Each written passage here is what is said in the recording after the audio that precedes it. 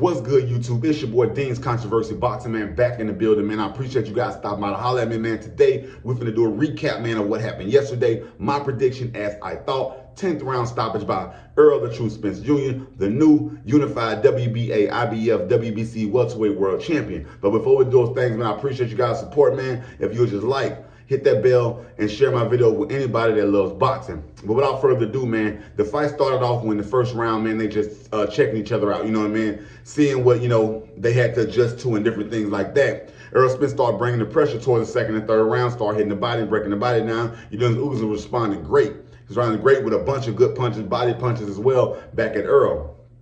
At the time go on, Errol's continued to breaking the body down, continue to hit him and continue to lunge. Errol was actually overcommitting a little bit, and it kind of scared me, man, because that's my guy. And when you overcommit, sometimes things happen where, you can get hurt. Further on in the fight, like the fourth or fifth round, man, it was all Errol Spence. Basically, UGAS was still doing his thing in that moment, you know what I mean, in that moment. And he caught Errol Spence with a good punch, and his mouthpiece actually fell out of Errol Spence's mouth. As he looked, he said he thought that in the post-fight interview in the ring, they asked him about that, and he said he thought the referee had said stop, and so he went to look for his mouthpiece, or he just hit him with like another two or three pieces, you know what I mean?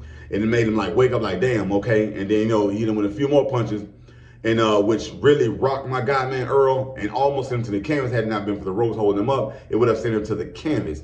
But it didn't like knock him out or anything like that, because he still had his bearings. But the referee finally did stop it right then when he realized the mouthpiece was on the floor over there. Errol was able to go get his mouthpiece, rinse it off, and put his mouthpiece back in. And he pity-patted around for like another few seconds, and then he started kicking back into high gear to the Errol Spence Jr. that took all the tights in the beginning, that's been going, the one that we know, the one that brings that pressure and doesn't stop. So he came in bringing more pressure and staying on UGAS and actually took the rest of that round. The next round, the bell rings, they get back to the next round, I think it's 6th or 7th round now. Errol started bringing the pressure, hitting with uppercuts, body punches. UGAS still responding, but not responding as good as he was. He's a little bit slower than what he started out, and then it got to the point where he was basically blocking. Errol kept doing uppercuts and kept catching him to the body and to the head with uppercuts and overhand overhand lefts. And it got to UGAS' eyes. Now, mention UGAS' corner was saying that they didn't know if Errol Spence's eyes would hold up or whatever, because he had gotten a detached retina previously in sparring. When he went to the doctor, whatever, his retina was detached, so they had to actually do eye surgery, which caused him to pull out of the fight for the Pacquiao fight, which UGAS ended up getting that fight. He pulled out the Pacquiao fight, and his corner, UGAS' corner, was stating that they hope that Errol Spence's eyes can hold up. A lot of the people out here, fans, a lot of guys out here was also doing that same thing, saying they hope his eyes stand up and will his eyes stand up. And like I quote my guy Blue Blood Sports, man, big brother Blue Blood, shout out to Blue Blood. I go with what he said, and when he stated that it seems as if the people want that to be a reason that would cause Errol Spence to lose this fight. You know what I mean? It seems like they were saying so much, will he do this? Is he the same guy and all that different stuff? So they actually put a big chip on Errol Spence's shoulder to go out there and actually perform and show you guys he is that same guy. Now, with that being said, Errol Spence's eyes after surgery actually held up pretty well, but UGAS' eyes didn't. He ended up getting his eyes closed up from like the 7th to like round to 7th on up. He was getting hit into the eye, to the face, and it can't swell his eye. The doctor actually stopped the fight a couple of times to check and see if he could see. The first couple of times he let him pass, and by the 10th round, Errol Spence it was basically all Errol Spence.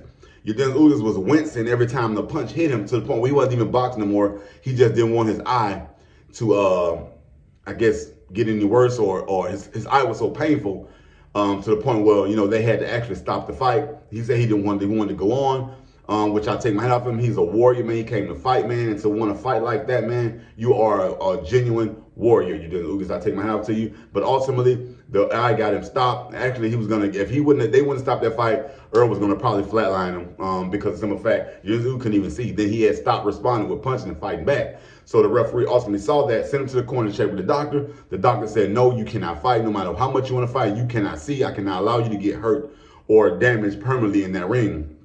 And that caused the fight to stop. UGAS walked away with no belt.